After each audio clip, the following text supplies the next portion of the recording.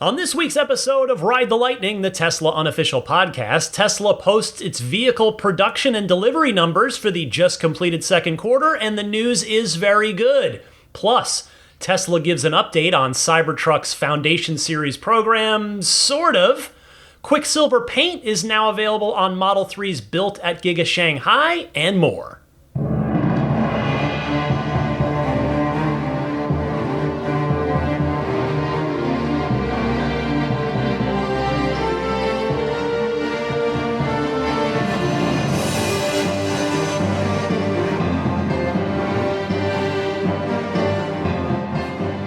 Welcome, friends, to Ride the Lightning. It is your weekly Tesla podcast coming at you here for July 7th, 2024. It's 4th of July weekend, so happy 4th to my American listeners.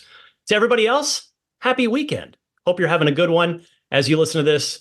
I, of course, am Ryan McCaffrey, but I'm not alone this week. Usually, 99% of the time, I am. But this week, a friend of mine, an old friend who I haven't caught up with in far too long. And what better way to do it than to do it through our mutual shared love of electric cars? I would like you to welcome some of you. If you follow me in my day job at IGN in the video game space, you'll know this gentleman. And if not, I hope you'll feel like you got to know him a little by the end of the podcast. His name is Larry Hryb. You might know him as Xbox's Major Nelson, though that is a post which he stepped down from and in the not too recent past. Larry, hello, my friend. Oh, Ryan, it's so good to hear your voice. And first of all, thank you for having me on the show. It's a delight to be here. You and I have teased each other like we got to do it. We're finally doing it. So thank you for having me on. Oh, I couldn't be more pleased that you're here. So Larry, of course, hails from the Seattle area, as all the Microsoft HQ folks do. Yeah. But now that Larry's on his own, we're going to hear more about that too. But I want to start here. We are on a Tesla podcast after all, Larry. So. Yeah. What is I always like to ask this of anybody that's on the podcast, what's your Tesla origin story? How did you first become aware of Tesla, and what led you to purchasing a Tesla? Well, first of all, great question. I actually have been, I've been electric since 2013. So back then it was, it wasn't as easy as it is today. Sure. But I bought a BMW i3. Yes, I still see them around quite a bit here in San Francisco. Now, what you can't see is Ryan and I actually have a video feed. So, but I'm actually holding. Ryan, can you see this? I can see your i3 mini figurine there. Your model. Yeah, so I've got my little model here, and this was one of my favorite cars. And I realized, let's back up a little bit. In 2013, I was, I worked at Xbox. I think we had just launched the Xbox One at that point. Well, no, in the fall, sure. It was actually before. Yeah. So I bought this car in probably January. But anyway, I went in, I was looking for a car, and the first generation Tesla Roadsters were quite frequent here in Seattle. So I'm aware of the Tesla car, but I was like, you know what, that's a little out beyond my budget. And in early 2013, the Model S had just started to come out. It was just entering, in the early stages of production there. Yeah, so we saw them around here. Now, for those of you who've never been to Seattle, and I know you have, Ryan, is everybody loves electric cars up here for a couple reasons. One, it's a hotbed of technology, so nerds like me and you and the rest like to have the hot new stuff. Sure. The number two is most of the energy for the Seattle area comes from hydroelectric, so it's very inexpensive to charge your car relative to a petrol car. Do you know off the top of your head what your per kilowatt hour? I think it's 11 cents. I think it's 11 cents. Oh, my goodness. So. Yeah.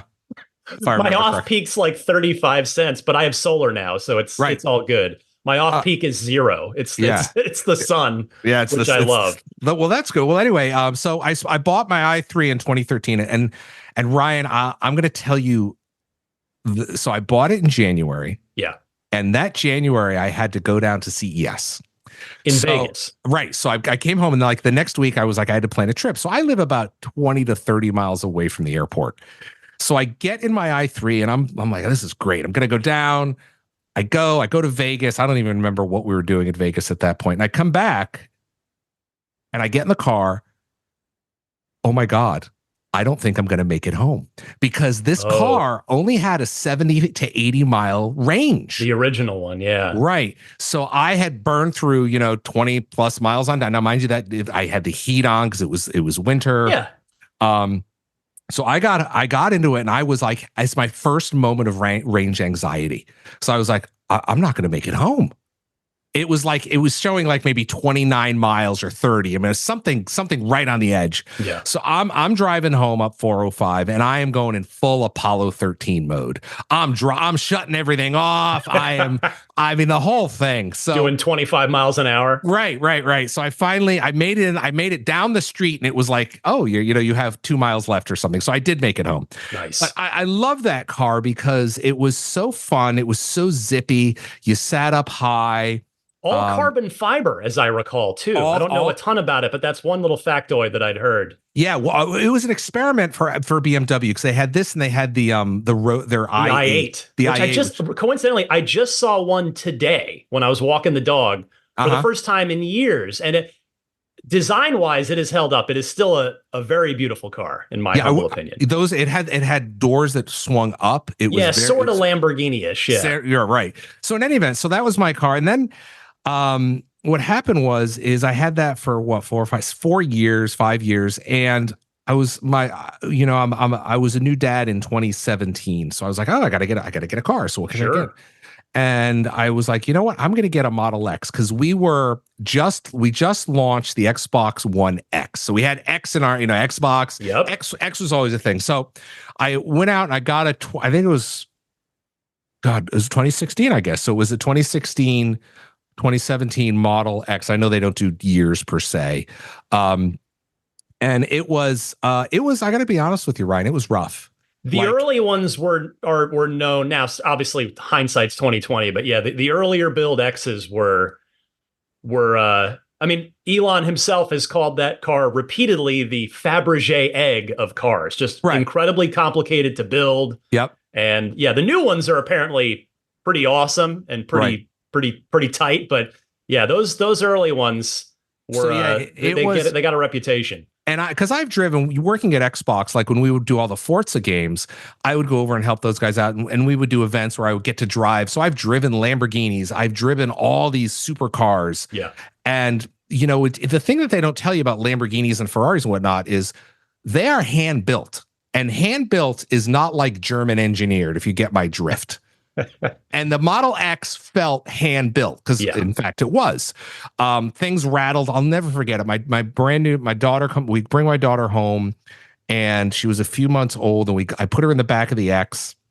We go out, and it was raining, of course, Seattle, and I open up the gull wing door, and it just dumped a ton of water on her. Oh no! Because it didn't have the new seal, so I had to have them come out and put a seal up. So it was a labor of love owning that car. I'll say that.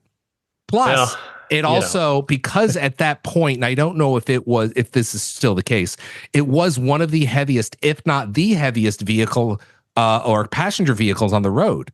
So I went through a pair of tires every year. Yeah, I'm not surprised. And it was brutal. So it was quite an interesting car to ride. So to drive.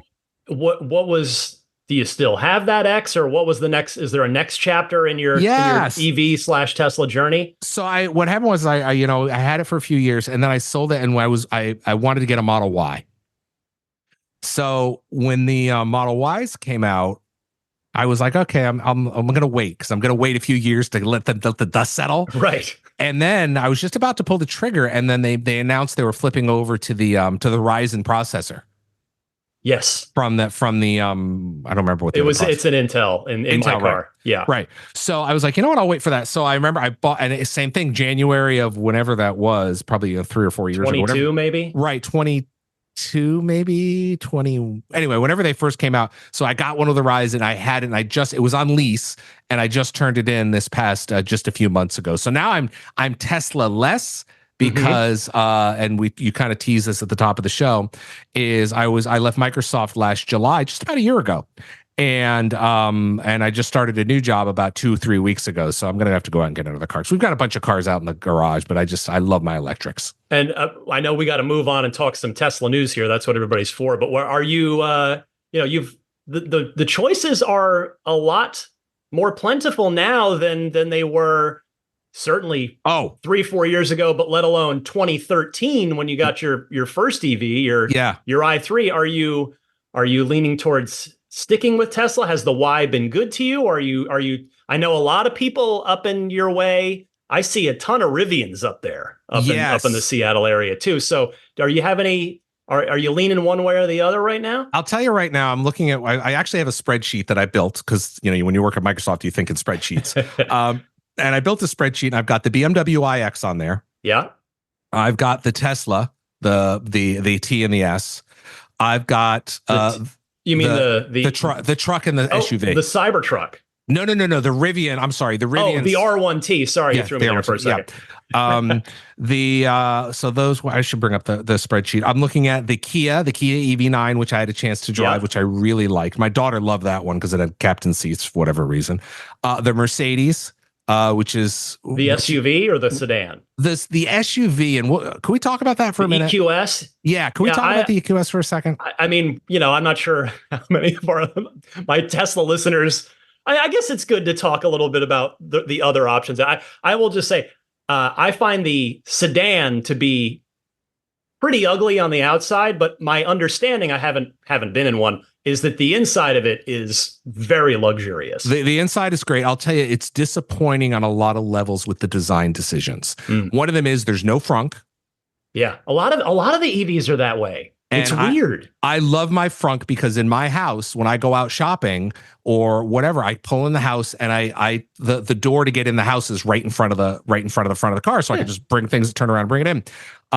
The other thing that is really disturbing about the Mercedes is that I don't think it was designed well. Like there's a little hatch door on the outside to put windshield wiper fluid in. Really, Mercedes? Because the hood doesn't open, right? Correct. Correct. But wild. BMW solved it because you push down in the BMW circle in the front and there's a hole to pour it in.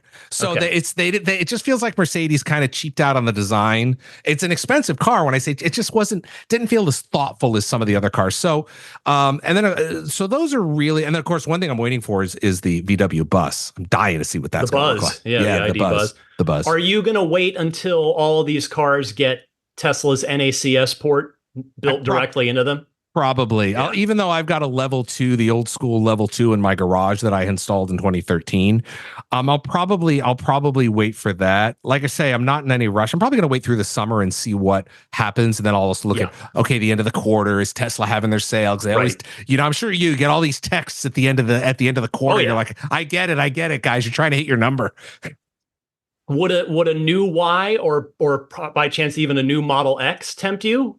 I'll tell you, I did go look at the Model 3, the redesign. What is it? Oh, the new one. Yeah. What is it? What was that called? Well, I call it the 3 Fresh. That's my little pet term for it here. But the term the code name that Tesla denies to this day, but we all know is actually true, it was Project Highland, the Model 3 Highland. Yes. I drove one of those and I was like, okay, they fixed a lot of things. It just felt really, really nice. It's a solid car. And that's what I want for my 3. And I looked at the X, and the X, as much as I loved that X back in the day, it's weird. It's like a tortured relationship that I had with it. It qualifies for the tax credit now. I know, but I want the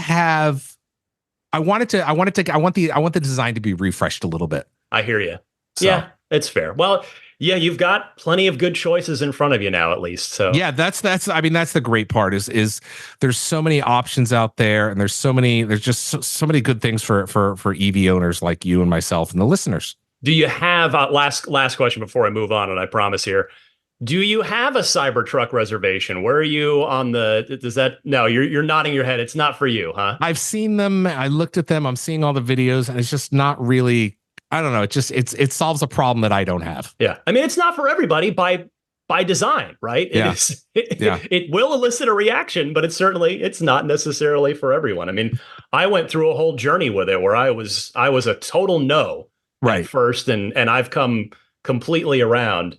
You have? I have. Okay. It is my next car. Well, it's my wife's next car. Your wife's, because we have to replace her old her 20-year-old Mini Cooper. Right. It's a rare opportunity for me to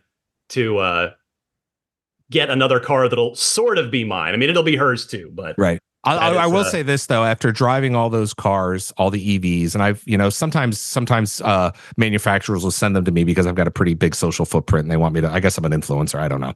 But the one thing I will say this is the two strengths that Tesla has is the charging network and their software stack. Yeah. Their software stack is so mature and so it's unbeatable, right? I mean, Rivian's coming up real fast. Yeah. But right now, that's the one thing. You look at some of these other cars, I'm like, what a great EV car. You can tell, again, they're car companies, not tech companies. Tesla is more of a tech company than anyway. So it's yeah. So yeah, it is a rapidly evolving market. That is for sure. Yep. All right, let's get moving here. First up, I want to mention just another reminder here. I'll only do this a couple more times because this event's coming up, but the X Takeover coming up super soon. I am hosting 2 panels at the event on the Saturday, which is the same day that Tesla's chief designer Franz von Holzhausen is giving his keynote. I have a Franz connection. We'll talk about that in a minute. Oh, good. All right.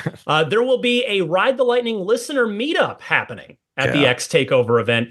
And that's going to be at the end of that first day. So, and Franz's keynote is the last thing. So after that, there will be a listener meetup happening, and that is being very generously hosted by a couple of awesome listeners. Victoria and Ruth are hosting that. So that's going to be July 27th at the Madonna Inn in San Luis Obispo, California. This place is legendary, by the way, this Madonna Inn. I was there last year. Yeah, it's a pretty cool place.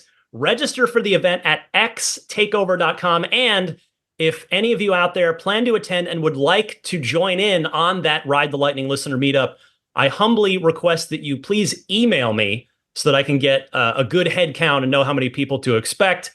TeslaPodcast@gmail.com is my email address. And thank you to everybody that's already registered. I have to say the response has already been quite humbling. There's going to be a good sized group turning up for that. I love this.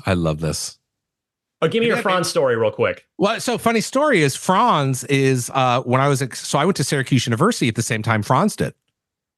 That's awesome. And I didn't know it, but he has a relative, I think it's his cousin, that is married to one of my best friends. I've never met Franz. Oh, wow. But we went to the same school. She went there. He went there. They all went there. And he grew up in Simsbury, which is just a couple of towns in Connecticut. Which is just a couple towns away from where I grew up. So he and I have kind of worked in the same atmosphere, but we've never really bumped. So maybe you can proxy that connection.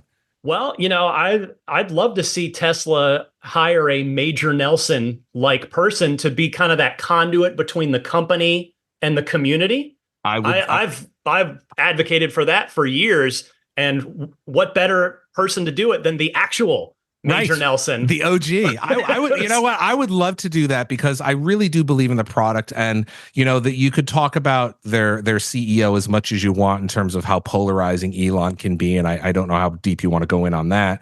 But they've done a lot of things right in the industry in terms of what they've done to move the ball forward. Absolutely. Like you said, 2013, one or two EVs to choose from. Now it's an embarrassment of riches. Yeah, and Tesla gets pretty much all the credit for that. I mean, it's if Tesla had never existed, you can ask yourself honestly, how many EVs would be on the road today? And the answer might be zero. Might be. There's a better than zero chance that the answer to that question is zero. So we do owe Tesla a lot there, and Elon gets a ton of that credit for just willing that company to make the products and push things forward as it has. Yeah. Speaking of willing things into existence, I think the Tesla community gets a lot of credit for willing FSD transfer into existence, something that the aforementioned Elon Musk for quarter after quarter steadfastly refused. No, we're not doing FSD transfer.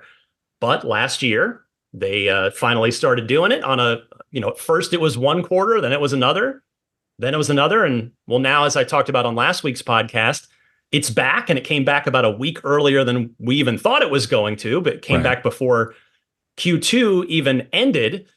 And remember that on last week's podcast, I predicted that Tesla, maybe they only set it to go till the end of August so that they could extend it an extra month to the end of Q3 if the numbers said, or they just felt like they needed to. Well, it didn't take long. They've already done just that since last week's podcast. Tesla posting on its X account this week, quote, extending to all orders delivered before September 30th. So there you go, Larry. You've got an extra month if you are considering a new Tesla that you can transfer your full self-driving to. I know if you couldn't do that going from your X had free lifetime supercharging. Sorry, I'm confusing the two things.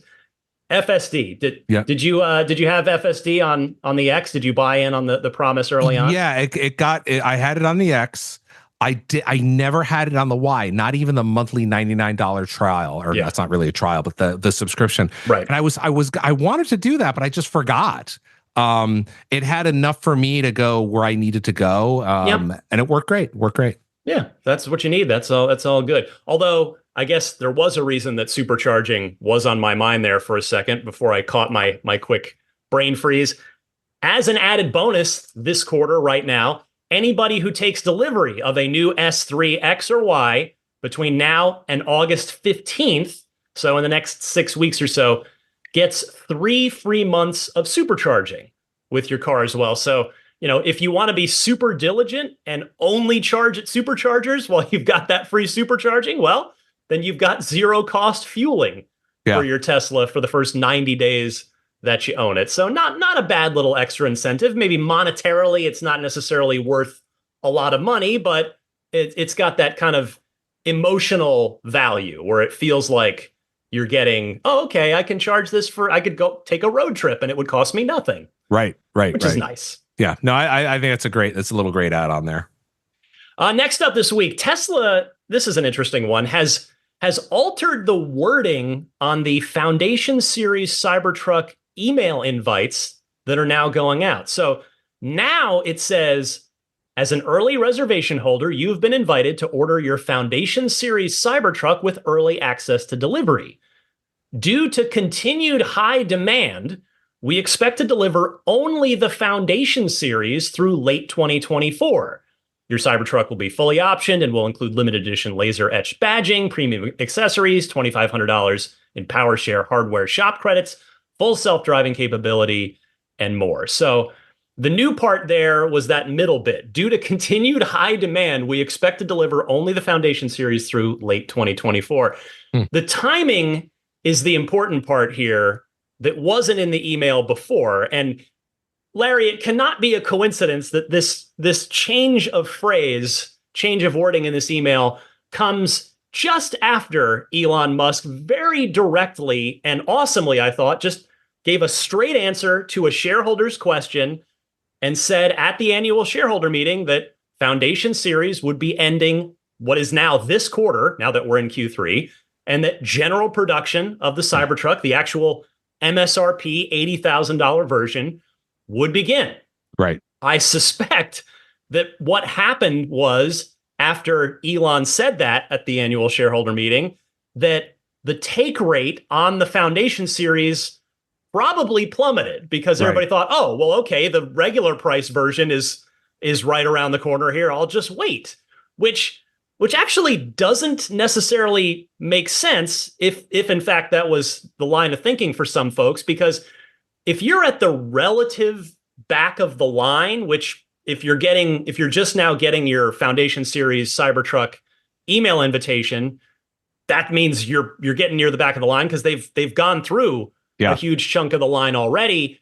So if you decide to pass, if you were considering that Foundation Series, but you chose to pass on it, you're still going to be waiting a while because you're going to go right back to that relative, back third or so of the line when general production starts, and the take rate is going to be a whole heck of a lot higher for the actual regular price version.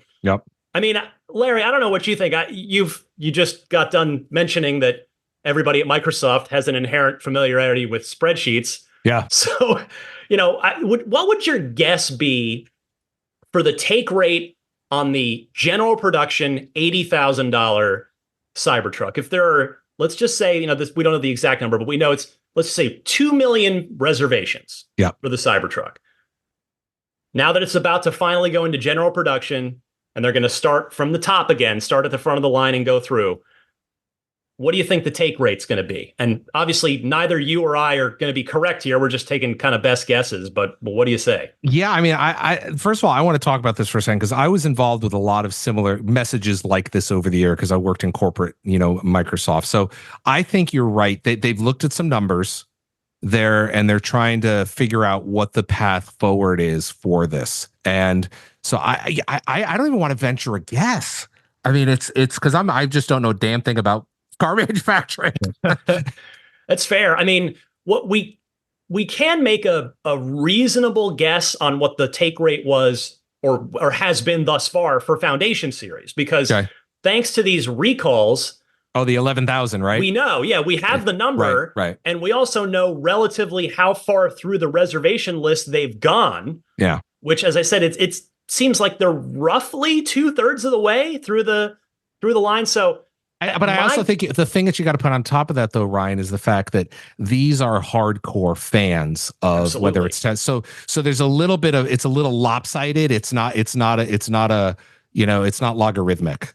True. In fact, I think I might have been making this argument on a recent episode here, but I would even sort of add on to what you just said by suggesting that the Foundation Series take rate was probably higher in the beginning. Yes. Because you had the people at the very front of the line that put their reservation down day one, minute one, and had been eagerly looking forward to it.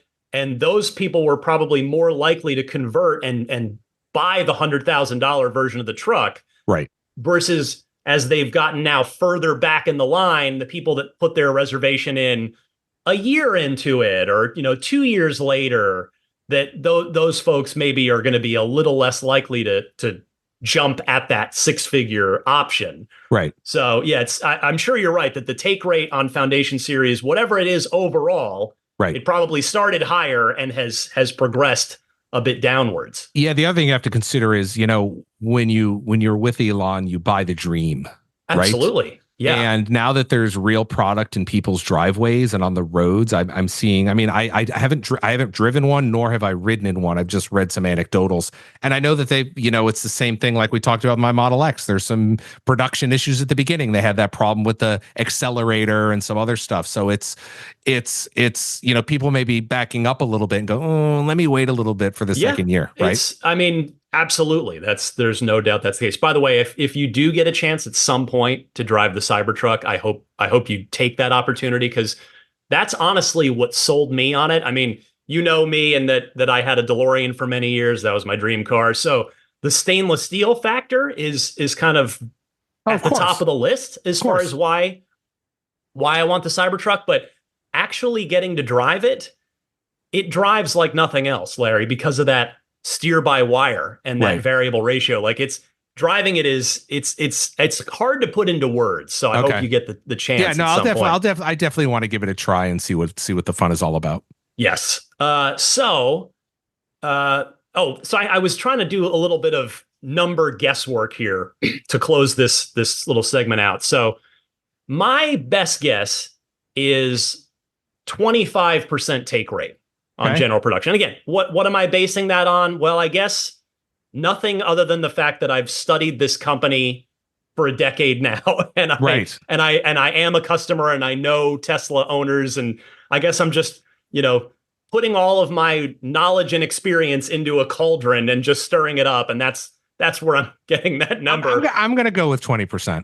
Yeah, I'm going to go a little more conservative. So 1 in 4, you're saying 1 in 5. We'll take them up on the $80,000 MSRP truck, because again, that $80K is still a good bit higher than what everybody expected to pay when they first put in their reservation, when this was a $50,000 or a $70,000 for the long range tri-motor.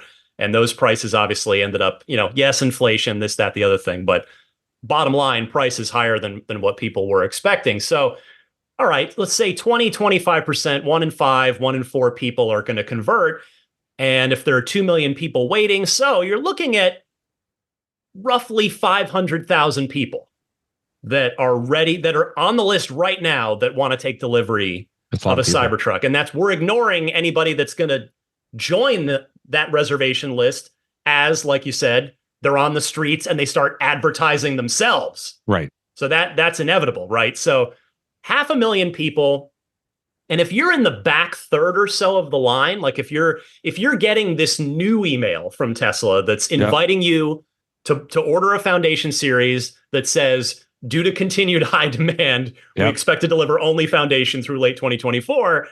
Well, that means you're probably looking at 350,000 or so people in front of you that that will buy the truck, that will take delivery, which that's about 2 years of production because they're still ramping up. So you're looking at waiting another couple years if you're going to pass on this. And obviously it's a lot of money. Not everybody's willing or able to buy a $100,000 truck, but if you are in a position to do it and you're considering it, that is the other thing to consider, is how long the wait's going to be if you don't do it. The last thing here I wanted to note is that while I don't believe this is actually this was reported online as happened. You've lived this for 20 plus years, Larry, of what gets reported online or what gets sort of what the game of telephone becomes. Right. What I saw posted about this was that, the timeline has changed, that Foundation, and I actually don't think that's the case at all. I think all Tesla's done with this change of wording in the Foundation series email is just basically rephrased or phrased differently what Elon did say at the shareholder meeting. Right. Because if Foundation series ends this quarter, and for now, let's go ahead and assume that it would end late this quarter, so September.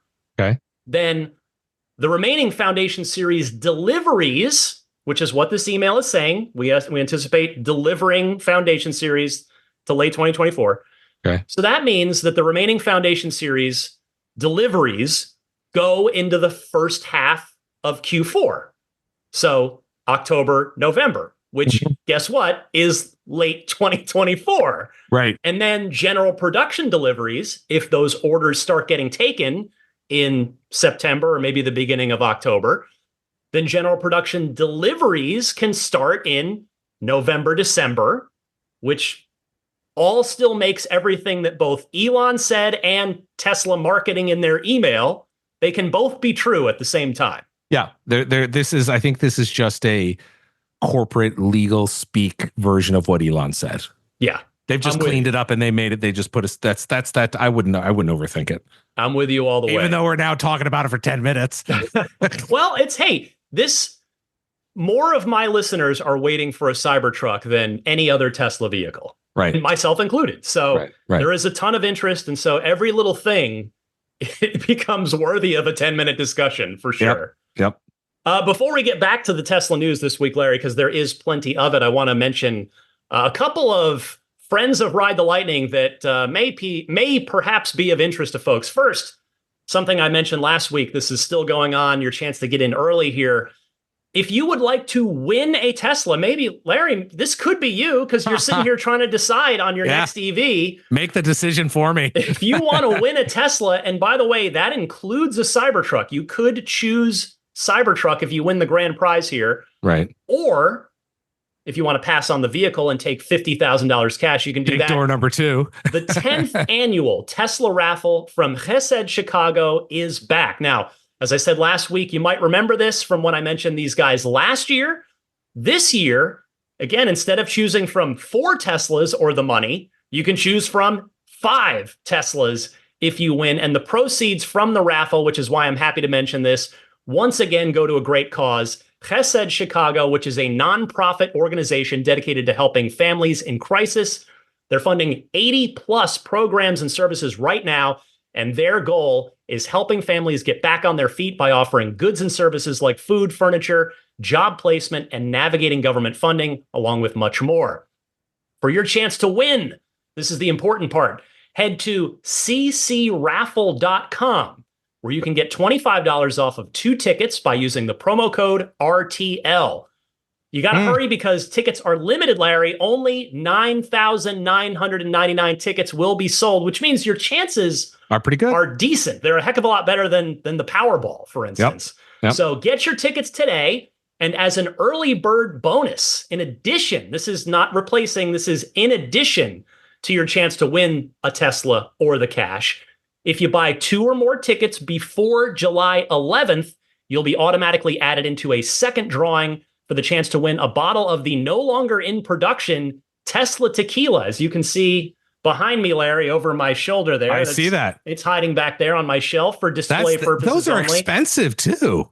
Well, that's per Hesed Chicago, they are now going for $1,600. Wow. On the open market, I guess. So enjoy that. They're raffling that off as the early bird raffle for no extra charge. So again, for your chance to win, head to ccraffle.com where you can get $25 off of 2 tickets, or if you're feeling saucy, $500 off of 15 tickets by using the promo code RTL. And I hope one of you out there wins a Tesla. Good luck. Yes. And then our other friends this week, of course, they're always out there. Larry, I guess you could have used this on your 2017 Model X. The Accelerate Auto X-Care Extended Warranty for your Tesla, which goes, in my opinion, above and beyond Tesla's own 2-year, 25,000-mile factory extended warranty option. The X-Care plan lets you go way above and beyond it. So up to 10 years, up to 125,000 miles after your factory warranty is up. X-Care can also be purchased for any Tesla, no matter where you bought it, whether you got it from Tesla or bought it from friend, family member, used car dealership, what have you. So the X-Care plan has a $100 deductible, 24/7 roadside assistance. They also offer rental reimbursement and trip interruption coverage, which Tesla's plan doesn't. And X-Care covers everything that Tesla's own extended warranty does. So really no downside as far as I'm concerned if you're going to go with an extended warranty for your car. Check them out. See which plan is right for you. Go to accelerateauto.com/Xcare. It's spelled XCELERATEAUTO.com/XCARE. And there's a $100 off discount code. That code is Lightning. So if you're listening to this podcast, you want to get that X-Care plan, make sure to put in the discount code Lightning, get that $100 off. Yeah, nice work. Thank you, sir. All right, let's get back to talking all things Tesla because there is plenty more to talk about. Gosh, I got to scroll back way the heck up here because you and I should have anticipated this. I was like, oh, how much? Because I know when it's just me, like the planner here that we're both looking at, it's 19 pages long. It's 19 pages of notes. Yeah, for one show, gang, for one just episode. To be clear. And so I know when it's just me about how long that's going to go. Yeah. But now that I've got a fellow Tesla owner / enthusiast, and by the way, here, and a fellow podcast exactly, host, so a seasoned podcaster who knows how to keep a segment going and when to end it at the right time. that we're going to be going for a while, but it's all right. If it's a longer than usual podcast, that's fine. It'll be an extra special episode. Yeah, it's all good. All right. So we talked about the Foundation series. So Larry, let me ask you real quick. What color was your Model X? What color was your Model Y? My X was black with the tan interior. Yep. And my Model Y was white with the white interior. Okay. And are you somebody that cares a lot about those color choices? Are you like those sort of personalization elements of the car? Yeah, very much so. Which did you prefer? I'm going to guess the white on white because otherwise you would have stuck with black, right? If you love the black. Well, the inside of my Model X was not black. It was a tan color. Oh, but inside and out, I'm talking about. Outside was black. Inside, outside, yeah. I don't know. I just like to change up the white. And one of the reasons I went with white with the white on with the white inside is that during the dreary Seattle winters, it stands out. Whether I can look down and sometimes I'll put my sunglasses down on my phone. I'm like, where is it? Oh, it's right in front of me. With the white, it stands out. And then obviously, with safety wise, white stands out better than black. Right. Plus, I think maybe at the time you got it, white was the free color back then too, which is a nice bonus, right? Right. So you don't have to pay anything extra. I can't keep track of the colors that are free and not free and what's not. It has changed a few times over the years. Now, this color we're about to talk about isn't free, but it's available to more Tesla customers. I love this stuff. So, good news, Quicksilver which is a recent addition, started at Giga Berlin, serving European-built Model Ys. It is now available on the new Model 3, Larry, but I'm looking at it right now. only the ones built at Giga Shanghai, which means Asia, Australia, New Zealand, and Europe, parts of Europe. Well, actually, sorry, all of Europe, because I'm Model 3 specifically. So that new Quicksilver, which is a lighter gray than the Midnight Silver Metallic / Stealth Gray. I don't see it on here now. Well, you have to change your country. If you're looking at the design studio, I see. Okay. Yeah, because it's not, that's the unfortunate part for now, not available in the US, meaning the Fremont, because Fremont here in my neck of the woods in the Bay Area, Fremont is not currently doing Quicksilver vehicles. But here's the good news is I have to think that it's inevitable, not likely, inevitable that North American built new Model 3s will soon have Quicksilver available to them. Now, why do I say that, Larry? Why do you say that, Ryan? Because Elon Musk had told us multiple times that the advanced paint shop, the next generation paint shop at Giga Berlin, was the only paint shop that was capable of painting the Quicksilver and then the other exclusive color they offer over there, which is Midnight Cherry Red, which is I have not seen in person, but in pictures it looks absolutely beautiful. But now this Quicksilver is being done at the Giga Shanghai plant, which would suggest to me that they have solved the riddle of getting this color done in their, so shall we call them, less advanced paint shops. You know what, Ryan? Well, I want you to go find, I'm going to give you some homework. Can you, in a future show, go find out what is the difference with the Quicksilver that makes it more difficult to paint? And what does it mean to have an advanced shop? I mean, I would love to know the answer to that. We need to get one of the like chief paint shop engineers in here, or maybe someone from Franz von Holzhausen's design team in here to explain that. But sadly, Larry, unlike your previous gig at Microsoft, where there are public relations people that people like me can reach out to make interview requests like the wonderful one you're proposing, the only way to get a hold of people at Tesla is to tweet at the CEO and hope that he responds to you. Well, I think you're right. I think they need a Major Nelson. Elon, they need a Major Nelson. And Franz, let's talk. I'm happy to help. Yeah. No, in all seriousness, I would love to talk to somebody at Tesla about that. Like, have they, solved it? Have they figured it out? But what was the problem to begin with that they solved? Well, I mean, whatever was more advanced about this Giga Berlin paint shop, it's obviously still more advanced. And I suppose it's possible that Giga Shanghai had their paint shop upgraded to match Giga Shanghai. To match Giga Berlin. And if so, perhaps the Fremont factory will be next. Right. But I think one way or the other, whatever the answer actually is, I just have to imagine that this Quicksilver option is going to find its way to Fremont, which means that North American Model 3 buyers are going to get access to this color probably sooner rather than later. I agree. And that's a good thing because it would be the interest. So I'm looking at the Quicksilver right now, Ryan. Yep. And it looks extraordinarily like the silver that is available for the X here in the US. Well, it's funny you say that. So I've had the chance to see both of them, but only from afar. Okay. So the Quicksilver, I've driven by it a couple times. I haven't had a chance to see it up close.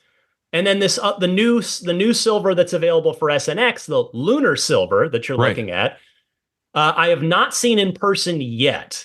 But I've driven by a Tesla car carrier that's bringing X's to the port because they ship them out here at the port of San Francisco when they're going overseas, since Fremont's the only place in the world that S and X are built. So it appears, from what I can tell, both in my brief, distant real life glimpses, but also from photos and renders online, the lunar silver on SNX is a lighter, brighter silver than the Quicksilver is. Now that I look at them next to each other, I think you're right. The lunar silver almost looks like an aluminum finish. Yes. Right. Yeah. I can't wait to see it because the pictures, it looks incredible to me. Yeah. I mean, I know paint color is the most subjective thing on any car, right? And it's impossible to look at online too. Yeah. I mean, your favorite paint color might be my least favorite and vice versa. And there are no right or wrong answers, but I am thrilled that Quicksilver is on the Model 3, just not here in North America yet, but I think it's coming. And either way, this does mark the first time, Larry, since 2018 that Tesla has offered a proper silver on the Model 3. Okay. We've had, this midnight silver metallic that gave way to the new stealth gray, the dark gray, if you will, if you just want to use a simple generic description.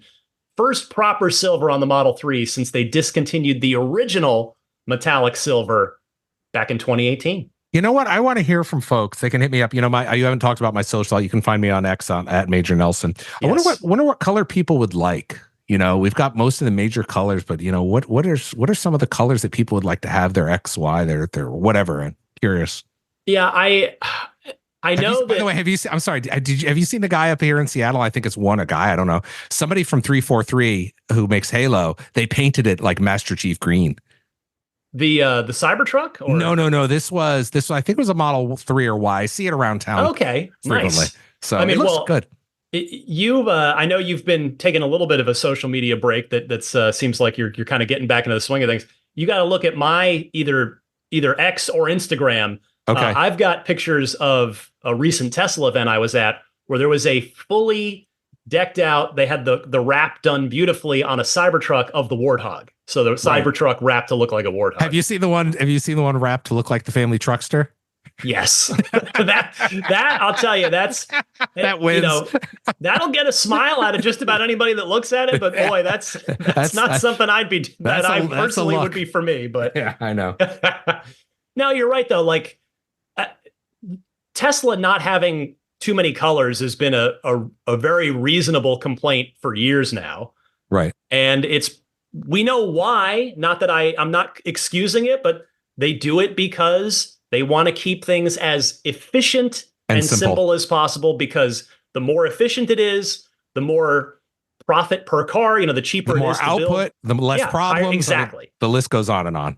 Exactly. I mean, a lot of Tesla owners or enthusiasts now would be shocked to learn that in the very beginning, when the Model S first launched, when you were first buying your i3, I'd have to go back and look, but I believe it was 8 or 9 colors were available when the Model S first I still launched. see some around, some of those old school Model S's. There was like a burgundy that looks really good. That's signature red. That was limited to, you could only order that on the first 1,000 Model S's. Right. There's a couple of those floating around my neighborhood. They had brown. So if you ever see brown Model S, that was a real thing. Reminds me of the brown Zune. Yeah. So they had a lot of colors back in the day, and I am genuinely happy to see Tesla start to offer more color choices to their customers. And I mean, to your point about what would people want, I know a lot of people would say, oh, anything but another grayscale, because that's Lunar Silver and Quicksilver. They're still on grayscale. Yeah. But unfortunately, I'm not gonna excuse Tesla for it, but I know why they choose these grayscale colors as new colors. Can you guess? No. Because statistically, that's what everybody buys. Yeah, I mean it's that's a whole thing of the art of what color to come out with for the car. So big respect to the people that are choosing that, 'cause they have to go crunch a bunch of numbers to figure out what's going to move the needle. But yeah, I mean, some kind of green would be great to have. Yep. That Tesla hasn't had since the original early days of the Model S. You could definitely choose. Yeah, I'd like a rich blue. Like my wife and I always talk about it. There's all these, when you see the American cars, they always have these very, and I'm not talking Tesla, I'm talking some of the more Detroit based ones. These American car colors are some of them are just not good. Yeah. I'm like, they're very ham fisted. So Yeah, but choice is good, right? It's like Choice is good. Tesla's probably never going to be Mini Cooper, where there's like 6,000 colors you can customize your car in, but or get your Rolls Royce in your exact color that you want. Send them a Pantone number, and they'll do it. Yeah, oh yeah, if you're paying that kind of money, of course. But yeah, it is. I love seeing Quicksilver on the Model 3. I look forward to hopefully one day soon seeing it in person, because hopefully that would mean they're painting them here in Fremont, and I'll see them on my local roads. Let's see here.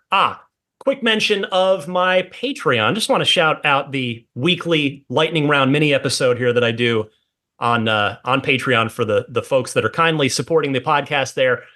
In the spirit of 4th of July, Larry, I go on, every week for my Patreon backers, I go on and I record a little mini episode, sometimes 10, usually 15. Sometimes I think this one went over 20 minutes.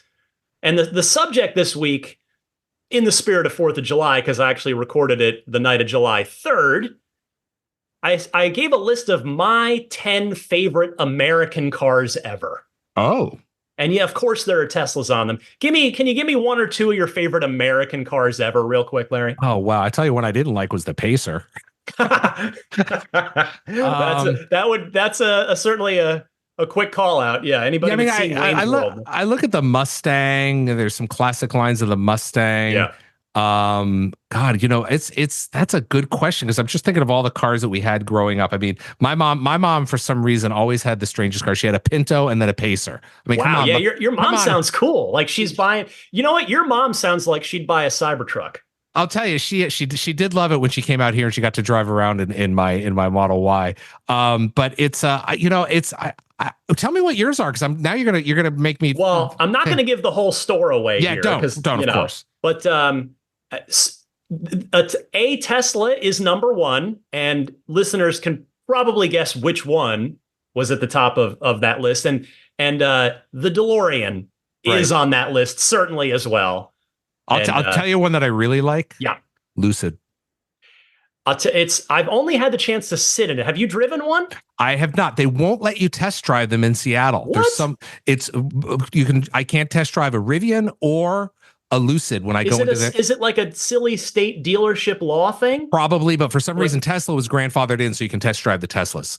All right, well, that's good for Tesla, but we need people to drive these other EVs because they're good cars. Don't get me going. I used to before I joined Microsoft, I worked in radio, and I worked a lot with the Car Dealer Association of Connecticut, and I cannot say anything positive about those. Yeah, it's organizations. And as someone, Larry, you've been on the front lines of the EV revolution here since the early days, and given your experience with the car dealerships, doesn't it just frustrate you how car dealerships and the legislative lobbies that protect them, it really was started many decades ago for a good reason, to actually protect consumers when the manufacturers themselves would do anti-consumer things. Right. But it's just wild to me. It's come completely full. It's 180. Mm-hmm.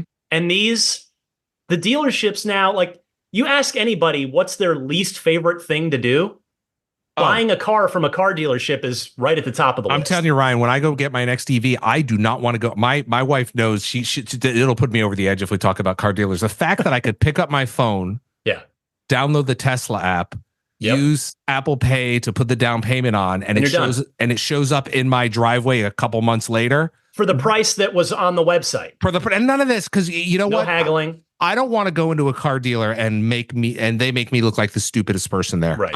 Not playing your game. I'm not going to even walk in there. Not going to do it. So it sounds like you were going to buy a Tesla for your next car. Well, I don't know, but I'm just you got me so going about these car dealers, because I know no thanks. It's tough. Anyway, we got kind of on a little tangent there, but we sure did. Yes, if anybody out there feels it in their heart this week to join my Patreon, support the podcast, if you choose to do it at that $10 per month tier or higher, you will get access to all 104, I believe it is, 103 or 104 of these lightning rounds. There are many of them in there, including this week's My 10 Favorite American Cars Ever. Don't forget that if you want to pledge once to support me for an entire year, I say thank you to you for that by giving you a 10% discount on that annual pledge. There's also a 7-day free trial on that $10 per month tier. So you can go try it out, see what it's like to be supporting the podcast without actually committing any money. So head on over to my Patreon page if you'd like to check it out, learn more. Patreon.com/Tesla podcast. All right, Larry. Oh, what are you holding? Oh, you've got your Model X. So this is my mini Model X. We talked about this is the funniest car, right? I have to show this to you. It was black too, so it was yours. That was a mini version of your own car. This is, and it's made. I think this particular it's a model car, but it's the funniest thing is you press down on it. Oh, it lights up, and you can't hear, but it has an engine sound. I'm like, no. Teslas don't have engine sounds. Oh, that's clearly not an official Tesla product, my friend. Right. So yeah, I've got that, and then I've also had my Model Y is still my Matchbox Model Y is still in the case here. So nice. Anyway, got all my cars. All right. Anyway, we've got plenty more to talk about. Let's start with Tesla announcing its production and delivery numbers for the just completed second quarter of 2024. Larry, you were talking about getting those texts, those emails about end of the quarter. Here's a deal. Come get your new Tesla. Yep. Well, it seems like those customer outreach initiatives worked pretty well. Mm-hmm. So Tesla's usual short but sweet press release reads, in the second quarter, we produced approximately 411,000 vehicles and delivered approximately 444,000 vehicles. We deployed 9.4 gigawatt hours of energy storage products in Q2, the highest quarterly deployment yet. Let me give you the breakdown. The 444,000 deliveries, the split is as follows.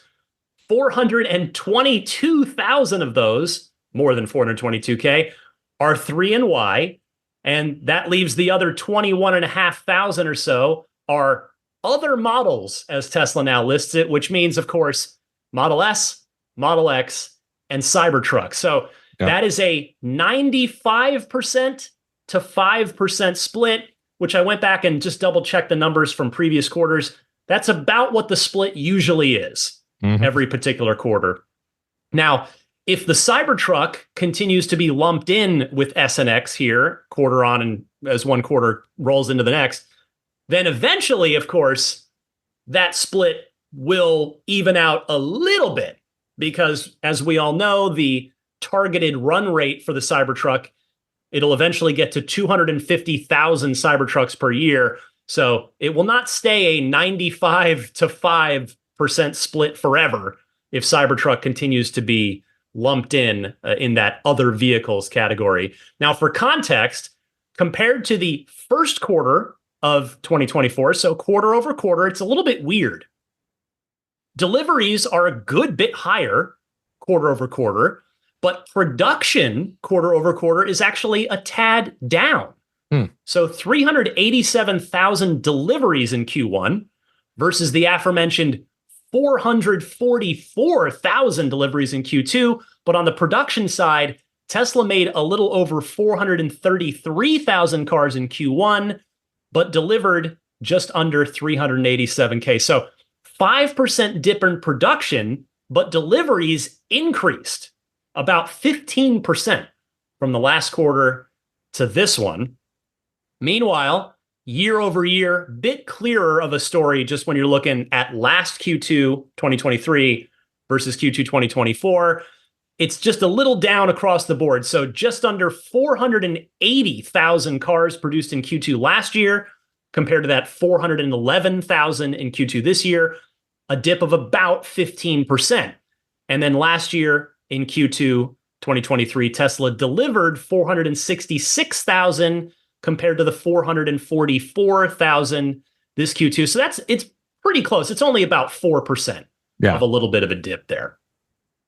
I think you can attribute most of this probably, Larry, to the production ramp on the new Model 3, the car that you were asking about earlier, because in Q2 of 2023, the old Model 3, my car, was still in full production. Yep. But in Q2 of this year, the new Model 3 was still ramping up. They hadn't reached full capacity. In fact, they only had just started delivering the new performance Model 3 in the middle of the quarter. Right. So that's where I would again, I have the exact numbers? No, because only Tesla has the exact reasons for this stuff. But I can't think of a better reason than that. I agree. Why there'd be just that little bit of a discrepancy. Now, has it been tough in the entire car market for everybody? Yeah, it's been a little tough. So maybe some of it's to that, but I think probably the biggest thing for Tesla is just that it's that new Model 3 ramp compared to last year. Yep. Good news too is moving forward, the $7,500 point of sale federal tax credit is now available on the now available performance Model 3, but also the long range Model 3 as well. So heading into Q3, Q4, that's going to move a lot more cars since people can get $7,500 off out the door, Larry. So if you're considering that 3, that's a mighty good incentive. I think the 3 is too low for me. I love that. I love what I saw. I just think it's a little too low for me. Yeah.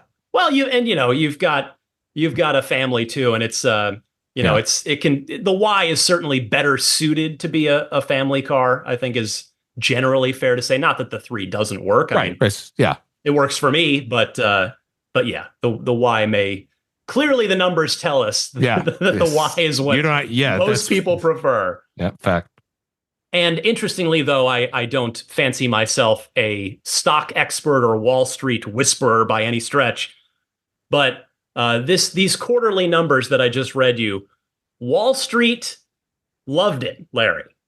Good Tesla, Tesla beat Wall Street's expectations, and the stock not only popped off huge the day after, but the stock kept going. So it closed the week at $251.52. And let me look at the week. So it started the week the very low 200s, and now it is 250. This is the biggest surge for Tesla stock in quite a while. So if you follow such things, if you've got long-term stocks that are in there for your retirement, you were a happy person this past week with what the Tesla stock did. Tesla stock is, I will never understand, Larry, how a company can have a gangbusters quarter, but if it wasn't as gangbusters as Wall Street collectively decided that it should have been, the stock will go down. Right. But then we see in this case where year over year, Tesla's numbers, the production and delivery numbers were actually a little down, but because they beat the expectations that Wall Street had set for them, the stock pops off. Yeah, I will never understand it. It's a mystery to me, and wrapped in an enigma. Exactly. Let's see here. We have got one more big story that I want to talk about, and that is a self-cleaning robo-taxi. What do you make of the robo-taxi efforts that you hear Tesla spinning up, Larry? Do I want a Johnny Cab? I don't know if I want a Johnny Cab.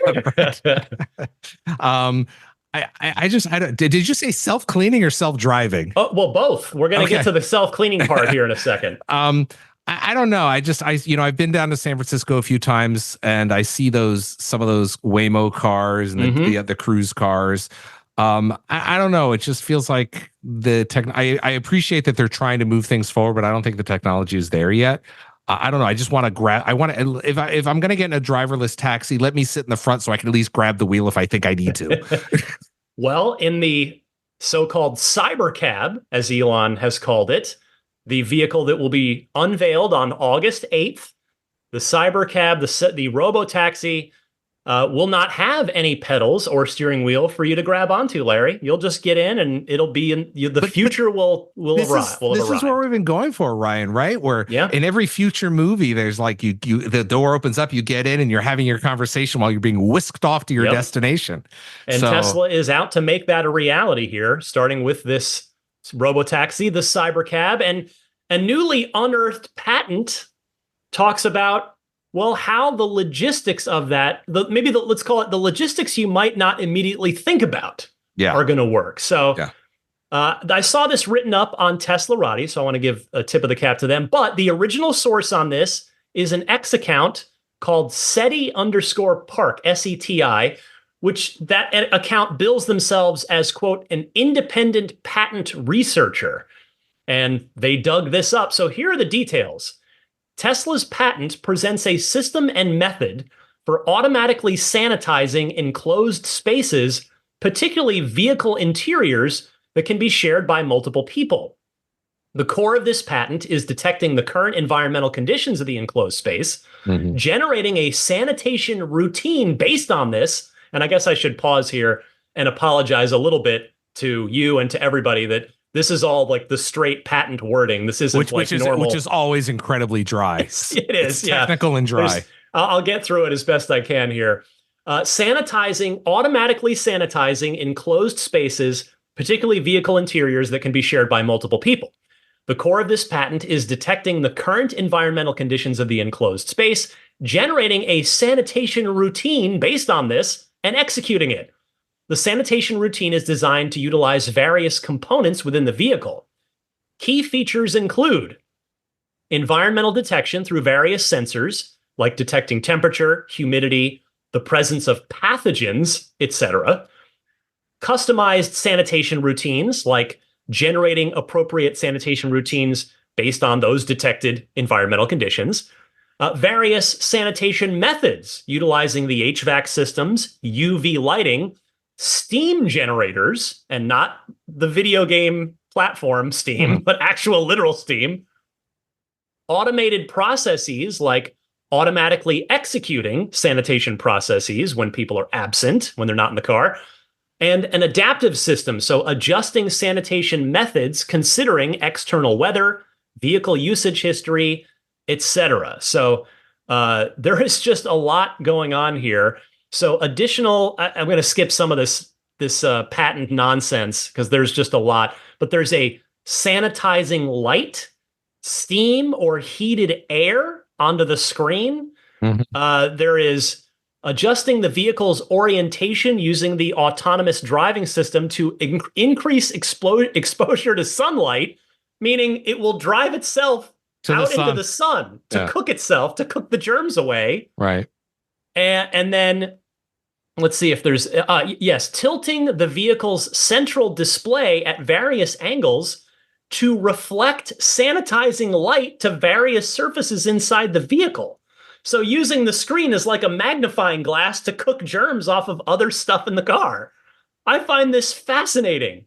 This is crazy to me. Yeah, I'm not surprised. Like I say, many patents are put in because it's a great idea. Whether or not it's going to come to be a product, that remains to be seen. Sir, you're right. That is always the caveat with these patents, is they don't always actually turn into real life things. Right.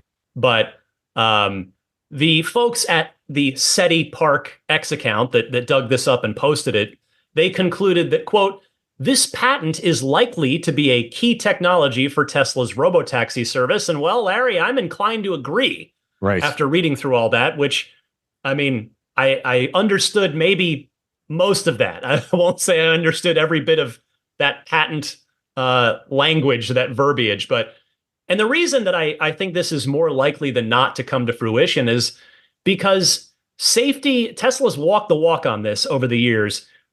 The Tesla vehicles are objectively the safest cars on the road.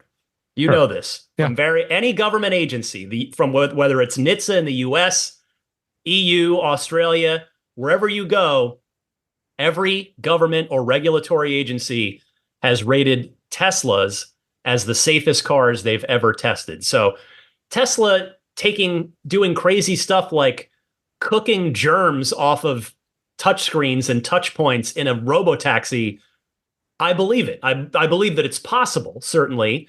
And I'll be very curious what they actually do. And it, I guess I never really thought about something that maybe is the first thought for other people, and that is sanitation in a driverless vehicle would actually be really important because there's no driver there to clean things themselves, to like wipe it down with, antibacterial wipes or something that an Uber driver might do or a taxi driver might do.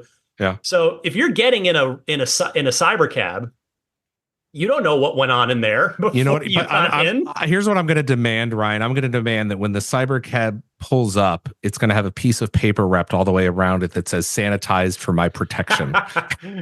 I love it. Yeah, it maybe, and just maybe as a fun Easter egg, it could print that on like a built-in dot matrix printer, just for a little retro touch. Exactly. Yeah, I'm on board with you there. So there was one other little bit too about external service robots that it could drive itself to, meaning probably Tesla's Optimus robot that they're building. The Cybercab can drive itself, and any cleaning that it can't do on its own, the door opens up, and then the Optimus robots get in there and clean the car. Yep. I mean, you talk about the future. You talk about, Johnny Cab. You're talking that's like Johnny Cab stuff come to life here. Oh, that's way past Johnny Cab. I love it, man. This is cool. I mean, Tesla does already have your Model X had this. Yep. In fact, maybe your Y did too, since it was relatively new. The bioweapon defense mode.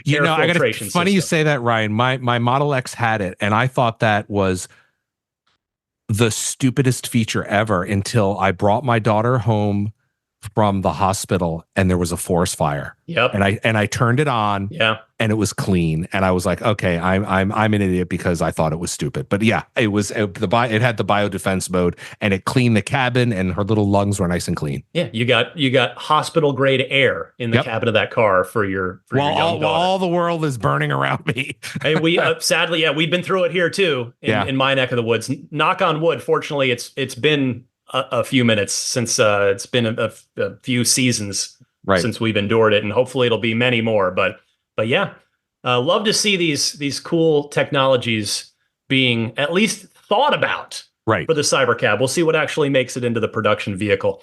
Now, this topic got me thinking about Tesla's rideshare network in general, which Elon Musk has described as a cross between Uber and Airbnb. You can put your car in it for just your friends. I'm not sure either of those are something I want to get involved with, but go ahead. That'll be up to you.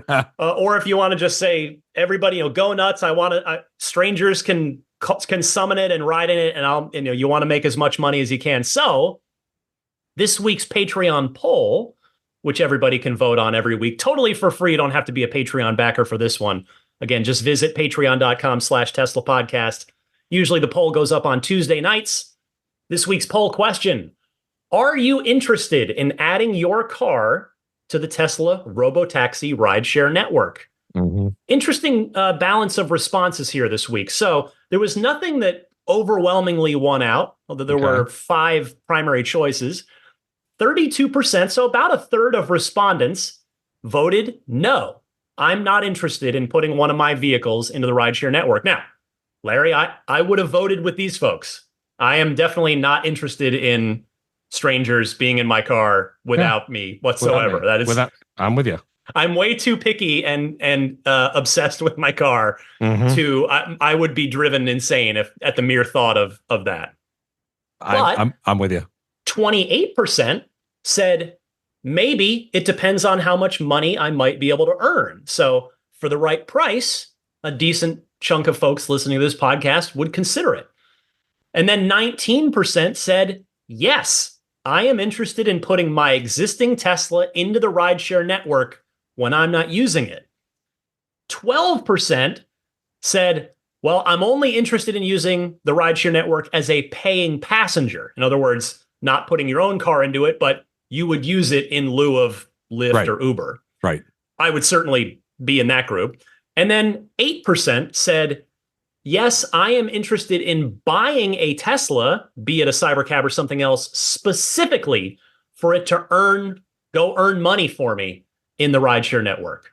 So just kind of thought it was neat to take people's temperature on that topic here ahead of this Robotaxi reveal, which I guess as this podcast goes live, what did I say? This one's going up on the 7th. So 7th. 1 month from now is August 8th when this Robotaxi is due to be revealed. So this is a big Tesla event that's coming right up. Are you going, do you get invited to these things? I will be completely transparent with you and the audience, as I always am. I have not had the privilege of being invited to the last several events, but I have had the privilege of having very kind and generous listeners that have invited me as their plus one. So I've been able to attend many of the recent events, including like the most recent one was the Cybertruck launch event. Right. I was very lucky to get to go to that. Thank you to Andy for that one. But yeah, by the way, if I was Major Nelson at Tesla, I'd have you right there in the front row. Thank you. I appreciate. I don't need to be in the front. I just want to be there. I just want to be in the room. It's it's fun to be able to kind of represent other, the people that are listening to this. I like to be able to bring that in-person experience and relay what that was like. So we'll see. Maybe I'll get lucky enough to get an invitation to the August 8th Robotaxi event. All right.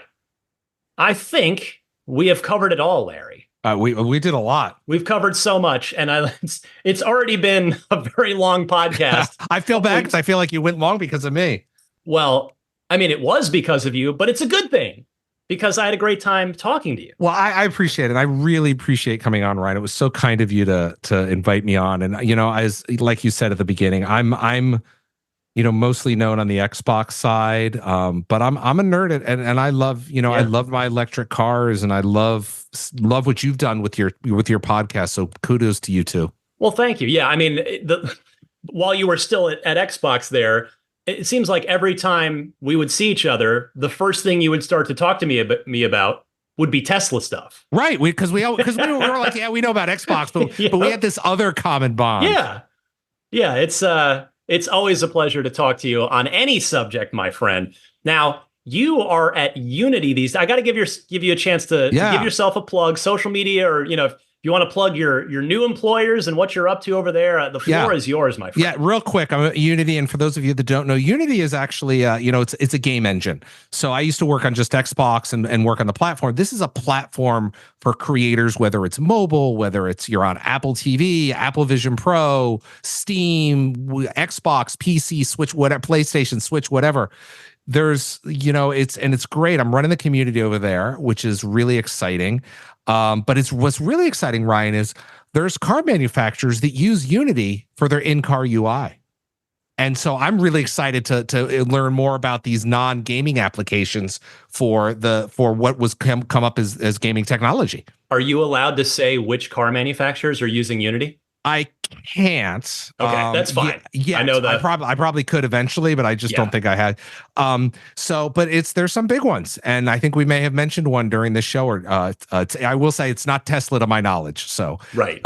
They're all proprietary in-house stuff. Yeah. So there's really some cool stuff in there. But yeah, I really enjoy being in the games industry, but also it allows me to branch out, not only to be on other platforms and talk about all those other platforms, gaming platforms I spoke of, but also to work in other industries and technologies. Yeah. I mean, that's it's been hilarious for me, just before I let you go, that when Tesla started putting video games in the Teslas, in the cars, and it was just the ultimate crossing over of my two worlds. Right. Same with me. And it makes perfect sense, right? Particularly, I mean, it makes sense today as a great thing to do if you're on a road trip and you're at a supercharger. And it's going to make more sense as autonomous driving becomes more and more of a thing. And we get to the point where you can actually just sit there and play video games on the car screen while the car drives you to where you want to go. Yep. Yeah. And then that screen will get cleaned automatically after you touch it. Exactly. It'll tilt itself into the sun. And yeah, love to see it. Yeah. So anyway, thank you, Ryan. Larry Hryb, it is always a pleasure, my friend. Keep me up to date on what you end up choosing for that next EV. I mean, it sounds like Tesla's in the running, but yeah, you've got plenty of options out there. Yeah, and I'm also in no rush right now. It's like I said, we've got a couple of other cars, regular gas guzzlers. By the way, I hate going to the gas station. When I turned my Tesla, I was like, oh God, I forgot how much I hated this. But I'll definitely keep you in mind. And like I say, there's nothing's off the table yet. And I'm really interested to see what the next few months are going to bring for EVs. Larry Hryb, he's running that community over at Unity. If you're an aspiring game developer that's interested in using Unity, There have been a lot of incredible games built on Unity. Cuphead, which was in the Tesla, was built on Unity. Exactly. Firewatch, one of my favorites. Another Unity game. And we could go on. You could do a whole other show on all the Unity games. So and we will. So we'll do it. You'll have to have me on once you start the Larry Hryb podcast at Unity. Then let's do it. We'll do Larry Hryb, thank you so much, my friend. But the podcast is not over. Stick with me. I'll be back with more right after this. Hi, this is Franz von Holzhausen, and you're listening to Ride the Lightning with Ryan McCaffrey, the Tesla unofficial podcast. Well, as for what's going on with me and my car, I did have a problem this week, a very annoying one. Fortunately, it wasn't directly a car problem, but it was car adjacent, and it affected my car. And it was a garage door problem. So I went to run an errand, and thankfully my wife was still home. And I went to leave and push my home link button in my Tesla to close the garage door. It opened up just fine. It did not want to go back down.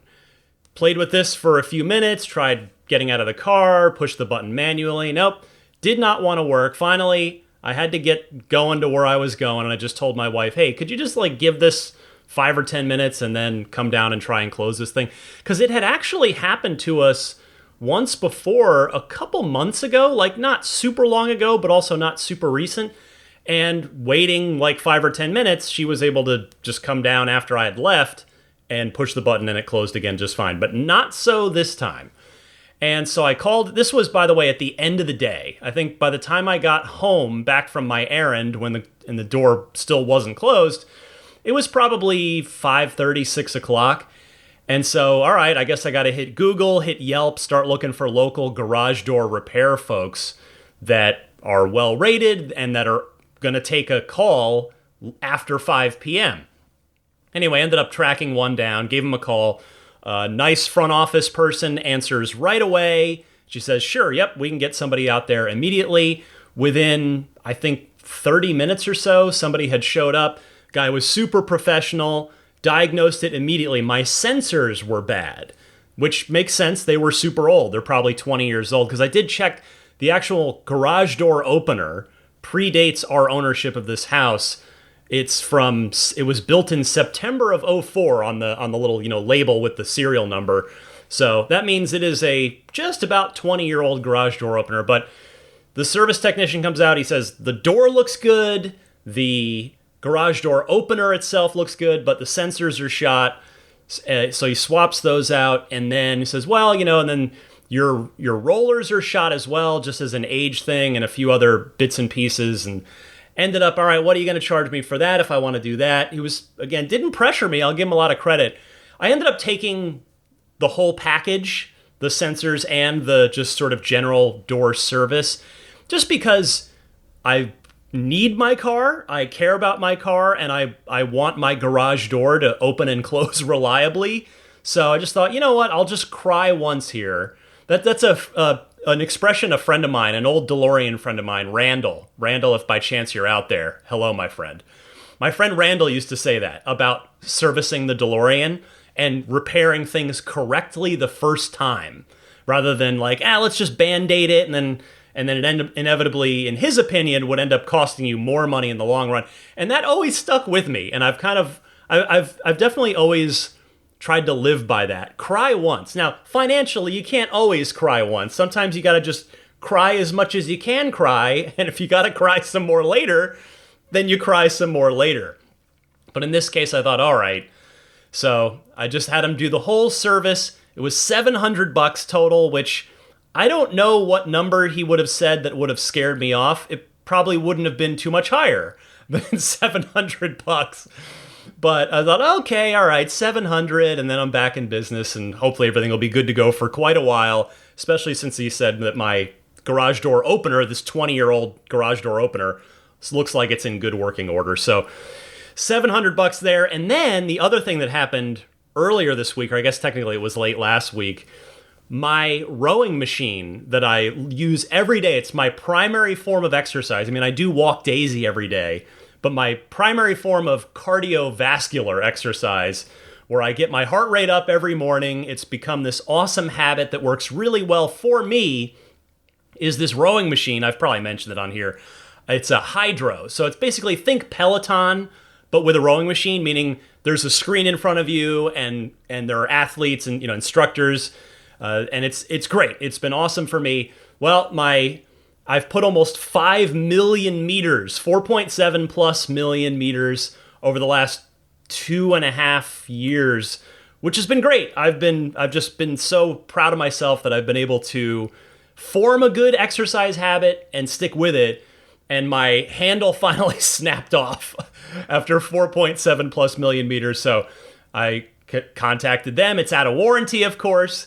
And that's going to be $400. So it was a tough week this week. It was $1,100 this week of unanticipated repairs. One related to my car, again, tangentially. One not at all related to the car, but a little bit of a tough week. I'll let you know. It's when you have to spend $1,100 unexpectedly in a week. It's certainly never a fun thing. But anyway, that's what's been going on with me and my car. I did over the 4th of July. In fact, on 4th of July specifically, I washed my car. I figured it was an American thing to do, to wash my American-made red Tesla Model 3 on 4th of July, and then I took my wife out. We went to this pizza place that's really good, that has my favorite beer on tap, which is a rare thing. This is a kind of a craft beer that I had previously never known that it was available on draft anywhere. Anyway, so had a nice 4th of July.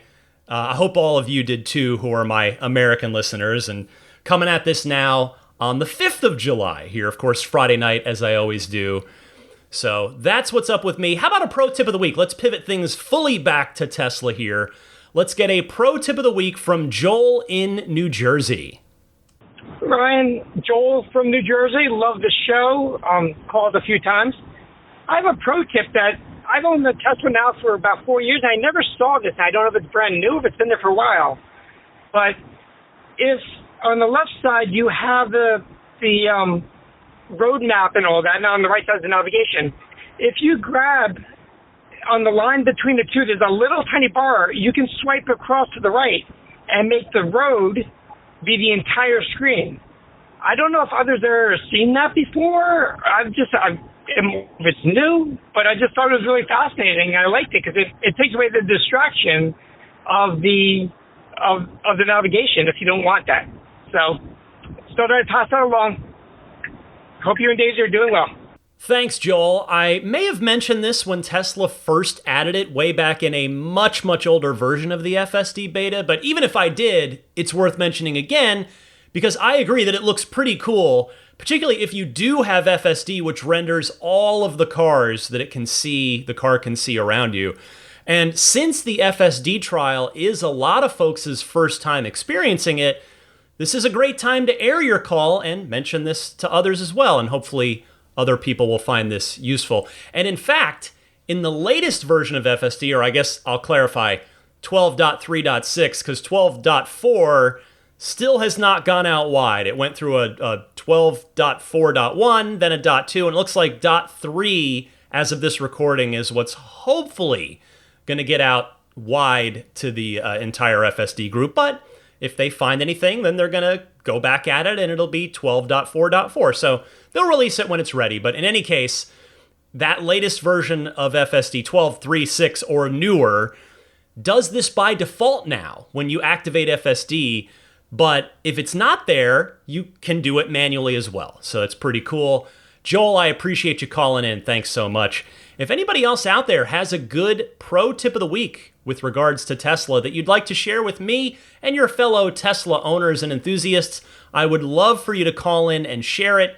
You probably have it memorized by now, but again, the way to call in to leave a message on the Ride the Lightning hotline, either as a regular call or a pro tip of the week, is to either record the message 90 seconds or less, please, on your cell phone's built-in voice recording software. Email that file to me at teslapodcast@gmail.com, or just call in and leave a message on the Ride the Lightning hotline. That's a toll-free number, 1-888-989-TSLA. That's again, 1-888-989-8752. Before I go, I want to mention some friends of Ride the Lightning that can hopefully be of use to you sooner or later. starting with abstractocean.com. They've got so many great accessories over there, so many great aftermarket products for all 5 currently in production Teslas. Whether it's the Cybertruck, whether it's an SX3 or Y, they've got you covered over at Abstract Ocean. Their most popular item is that tempered glass screen protector that's complete with the subtle curve in the bottom of the glass. It is custom fit for your Tesla. It's made from the same stuff that Corning Glass uses for Gorilla Glass. That's aluminosilicate glass. And it's just a great product, and you want to have it on there. It's why not protect that screen? It is the primary way through which you interact with your car. So check it out at abstractocean.com. Use the coupon code RTLPodcast at checkout to get 15% off of your first order. Again, that coupon code RTLPodcast, all one word, no spaces on that, for 15% off of your first order. Next up is the Snap Plate and the newer Snap Plate Plus, available for S3, X, and Y. Get yours at everyamp.com/RTL, and there's a discount code there as well, which is awesome. That code is simply RTL. So again, it's everyamp.com/RTL, and use the coupon code RTL. The Snap Plate, as you're probably familiar by now, is the front license plate bracket that I recommend. It snaps on and off in seconds, unlike the Tesla one, which uses an automotive tape to stick to your car, which means if you ever want to get it off, it's going to be ugly. Use the Snap Plate or the Snap Plate Plus. That is my hearty recommendation. It's a nice, clean, minimalist design. It blends perfectly with the front end of your Tesla when it's installed, and it leaves no unsightly hardware or tape residue, because there's no tape, behind if you choose to remove it. Make those fix-it tickets go away for those of you who, like me, hate having to use a front license plate. The Snap Plate is safety optimized with breakaway features to sacrifice itself in a worst-case scenario like a parking accident or automated car wash. The Snap Plate Plus is strength optimized with hardened features for maximum strength. Both have that signature minimal aesthetic, and both are made from recycled, made-in-the-USA plastics with stainless steel reinforcements. Everyamp.com/RTL, coupon code RTL. BudgetSafeSolar.com. I do recommend that you keep them on your short list of solar providers that you're going to be considering if you are, in fact, looking at getting solar for your home or business. I have been enjoying, in fact, just today, because my wife needed something for our bookkeeping, I was logged in to my utility provider's account, my account on there, and I was looking at my electricity, quote, I'm using heavy air quotes here, my electricity usage, because it's all negative, right? So far, thanks to my Budget Safe solar system, which, as you may remember from when I first told you the story of going through the process there, they worked with me so that we would get a 100% offset system, not a 80%, 60%, or unfortunately, as Tesla was only willing to do a pretty simple 40, I think it was 44 or 46% offset. So, it didn't work out for me with Tesla. Maybe Tesla Solar is going to work out for you, but I am now very happy. I was happy at the time. Now I'm happier that Budget Safe Solar was able to work with me and to use the best panels, the most efficient panels, and cram as many of them on my tiny, strange, narrow San Francisco 100-year-old house roof as they could, because my current amount of money that I've spent, my current electricity bill with my utility provider is negative $220 something. Now, in the winter months, that evens out, right? But that's the whole reason that I wanted that 100% offset, is so that it would even out and that I was going to end up paying basically nothing out of pocket on electricity. And that includes charging my car, by the way. That's all bundled in as well, which is awesome. We'll see when I add the Cybertruck in, 5-6 months, whatever it's going to be, having a second EV in there.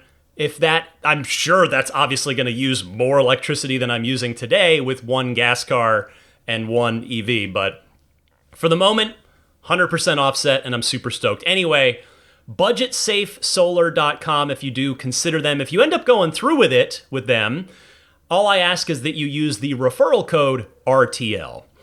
Meanwhile, Immaculate Reflections is an awesome detailer that I highly recommend that you take your car to if you and your car are going to be in the greater San Francisco Bay Area.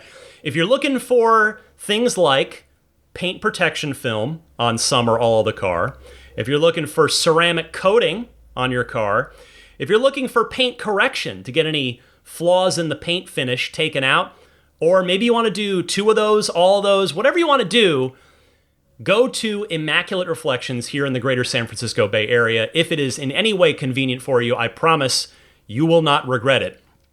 To connect with Jeff, the owner of the business, reach out via his website, irdetailing.com. And when you do reach out, make sure to mention that you're a Ride the Lightning listener, and any service that you book in you will be granted a nice little Ride the Lightning listener discount. Thank you so much to Jeff at Immaculate Reflections for continuing to do that. The Patreon, that is the primary way through which you can choose to give back to this podcast if you like. My hope is that someday, maybe it's today, maybe it's next week, maybe it's coming up, maybe you're not there yet, maybe you're a newer listener. I understand that I have to earn that loyalty, I have to earn that support. Totally get it. I'm here each and every Sunday, I've got the receipts to prove it. My hope is that I'm giving you a very, very good, hopefully even some weeks, a great Tesla podcast each and every week. And if you do want to give back, the way to support the podcast is through Patreon, and specifically my Patreon page, which can be found at patreon.com/Tesla podcast. Patreon is spelled Patreon. The support tiers start at just $5 a month. And for that $5 a month, you will get early access to each week's episode. And I can actually tell you that this next episode, 467, the Patreon backers will all be getting it earlier than usual. I've got a business trip next week. I got to go down to Southern California, and the way things work out, I'm going to have to do the podcast on Thursday night next week instead of Friday night. So that means it'll be available one day earlier than it even typically is for those Patreon, well, basically all the Patreon backers. Everybody at all the tiers, $5 and up, will get that extra early access this coming week. But then there's that most popular tier, the $10 per month tier. That will get you the early access every week and get you all 100 and something of those lightning round mini episodes that I do exclusively for Patreon each week. Hope you've been enjoying those if you're already on Patreon at that tier or higher. And if you're not on yet and you decide to join at that $10 per month tier or higher, I hope you enjoy them. There's a lot. There's 100 and something of them now. Lots of different topics. They're all pretty evergreen, meaning that they should be just as relevant and interesting now as they were the day I recorded them. But I have a lot of fun doing those each week, and I hope all of you are enjoying them as well. And let's see here. Anything else? I guess social media. If you're interested in following me on X and or on Instagram, I have the same username on both. That username is DMC_Ryan. You can email me anytime as well, by the way, and that email address is teslapodcast@gmail.com. You can follow this podcast if you're not already doing so. All that does is it means that whenever there's a new episode, which with this podcast is like clockwork, it's every Sunday, 9 a.m. Eastern, 6 a.m. Pacific. But if you follow the podcast on your favorite podcast service, which, by the way, costs nothing, it's a totally free thing, but click that follow button or subscribe, whatever the button is, depending on which podcast service you use, and you will be automatically notified each Sunday at 9 a.m. Eastern, 6 a.m. Pacific when there is a new episode. You don't have to remember, like, wait, is Ride the Lightning out today? Like, no, your phone, your device, whatever, will let you know that new episode is ready for you. And let's see. I guess I should just mention, most of you get it on Apple Podcasts, which is also natively available in your Tesla now as well. So it's easier than ever to listen to this podcast in your car, and I hope some of you enjoy that. That's one reason I do like doing this as an audio podcast versus video. I mean, there's a lot of reasons, but the chief among them, at the top of the list, is that you can listen to this anywhere, including in your car. If YouTube, I won't say can't, you probably shouldn't be watching a YouTube video in your car. I don't recommend it. But in any case, yeah, I like that this is an audio podcast, because then you can listen to it in your car. And I guess the reason that I like that is because since I was a kid, I've been fascinated by radio. I probably would have gone into radio had I not had the good fortune of landing in the career that I'm in. But I've always loved radio, and I've always tried to style this podcast as if it was a 1-ish hour radio show every week. So if that comes across to you, great. If not, well, I hope you enjoy this podcast however it comes across to you. But by listening in your car, I guess it maybe gives it that little extra radio show feel. So yeah, iTunes or Apple Podcasts, TuneIn, Spotify, YouTube Podcasts. Those are the big ones. And before I go, let me say hello and thank you to the upper tier Patreon backers. These are the extra generous folks who are backing at the highest tiers. And one of the perks that they get is that shout out at the end of each week's show. I will start with the newest Roadster in Space tier backer, a gentleman here that had been already very generously backing me at the Maximum Plaid tier for quite a while. He's a regular on our our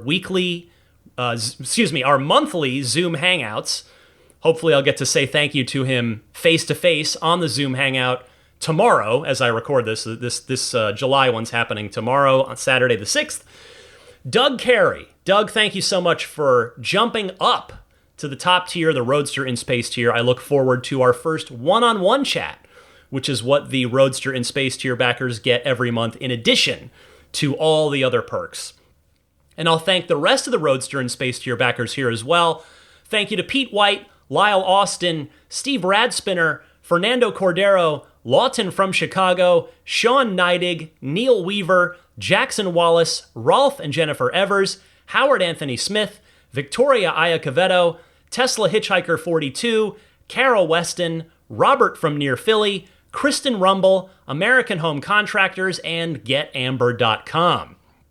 Next up, the Maximum Plaid crew. Big thanks goes out to Jonathan Wales, Cameron Clark, Daniel Grummer, Seth Capello, Nick and Tony, the Galpin family, Ryan from New York City, Darren Nickel, Kaz Barnes, Brett Libano, Patrick Wisniewski, Gil Cabrera, Todd Badger, Joe Edgel, Kevin Yank, the Tesla Owners Club of San Joaquin Valley, Michael Williams, Will Stedman, Justin Perez, Jeremy Harris, Chris Beach, Tom Mills, Corey O'Donnell, Aaron, John Cody, Joel Sapp, Paul Casarino, Richard Corley, Chris Osborne, KB, Adam Lavoie, ContactOneCallCenter.com, Jason Chalukas, Travis Krenzel, Bruce Otterstein, Tom Behan, Josh Pennington, John from Cream Ridge, New Jersey, Sean Tisdale, Dustin Hart, Michael Gallo, Derek Finley, Charles Clement, Rav, Adam Christie, and Damon Klein. Finally, another shout out and a thank you to the Grandfathered in Plaid level supporters. Thank you for your continued and generous support to George Cassiopo, Logan Willis, Peter Chalet, Eric Randolph, Dory and Steve Guberman, the Tesla Owners Club of Taiwan, Ron Lee, Charlie Gillespie, Dennis Peak, Jeff Angwin, Chase Cabanillas, the Lydia family, Aaron Altschul, Jared Brown, Jerome Strack, Jamie Dalton, Mike and Barbara from Louisville, Matt Nixon, the Tesla Owners Club of Wisconsin, Ish, Not Elon Musk, Peter, and the Bear Boys of Colorado. And with that, we've come to the end of Ride the Lightning episode 466. My goodness, the numbers just keep ticking up. I love it. It's I have a blast doing this every week. It's a lot, it's not nothing, but which I hope comes across. I hope it comes across that it's not nothing, that there is some effort put into this thing. But I do really enjoy doing it. I love chatting with all of you either on email or on the Patreon Hangouts or on social media. It's just fun to connect with my fellow Tesla super enthusiasts like all of you. It's just fun to talk about this stuff. That's why I started doing this almost exactly 9 years ago. We're just a few weeks away from the 9-year anniversary of the start of this podcast. I can't wait. All right, that'll do it for Ride the Lightning episode 466. Thank you so much to my friend Larry Hryb for taking the time to join me on this week's episode. Talk a little Tesla again. That's what I love doing. Happy electric motoring, my friends, and I'll see you back here next week.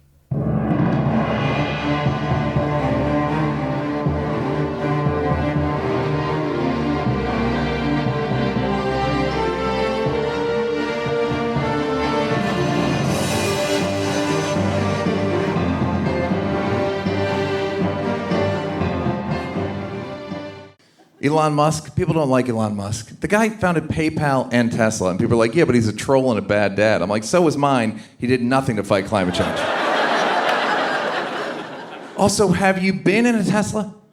Have you been in a Tesla? My buddy let me drive his Tesla. I laughed out loud at how fast it went. Been clinically depressed my entire life, on dozens of medications, in a Tesla for 13 seconds, cured forever.